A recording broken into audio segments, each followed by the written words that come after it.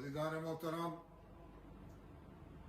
میں شاہی امام سید احمد بخاری آپ سے مخاطب ہوں۔ جیسا کہ آپ اخبارات، ٹی وی اور سوشل میڈیا پر یہ خبریں متواتر سن رہے ہیں کہ دہلی سمیت ہندوستان کے مختلف صوبوں میں کرونا وائرس بہت تیزی کے ساتھ پھیل رہا ہے۔ دہلی اور مختلف صوبوں میں حالات یہ ہیں کہ لوگ کرونا وائرس سے کافی تعداد میں مر رہے ہیں اور یہ تعداد مسلسل بڑھتی جا رہی ہے۔ اگر میں دہلی کی بات کروں تو دہلی کے قبرستان میں میتیں زیادہ ہیں اور قبریں کھودنے کے لیے کھودنے والوں کی جو تعداد ہے وہ کم ہے۔ اکثر لوگ کرونا وائرس کو سنجیدگی کے ساتھ نہیں لے رہے۔ میں آپ کو بتا دوں کہ یہ وائرس اس دفعہ جو پھیل رہا ہے نہایت خطرناک ہے۔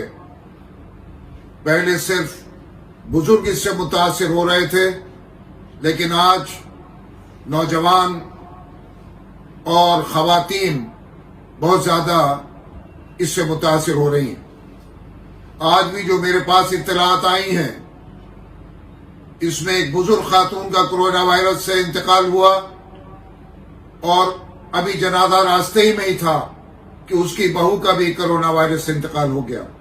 اور اس طرح کے کتنے ہی واقعات ہیں جن کی خبریں مجھ تک پہنچ رہی ہیں، اور آپ بھی سوشل میڈیا پر اور ٹی وی میں یہ خبریں متواتر سن رہے ہوں گے۔ اس لیے میں آپ سے اپیل کروں گا کہ سوشل ڈسٹینسنگ کا بہت خیال رکھنا ضروری ہے، خاص کر نماز کے اوقات میں فاصلہ ضروری ہے، اور ماسک کا استعمال بھی نہایت ضروری ہے۔ میں کل کسی ایکسپرٹ سے بات کر رہا تھا، انہوں نے کہا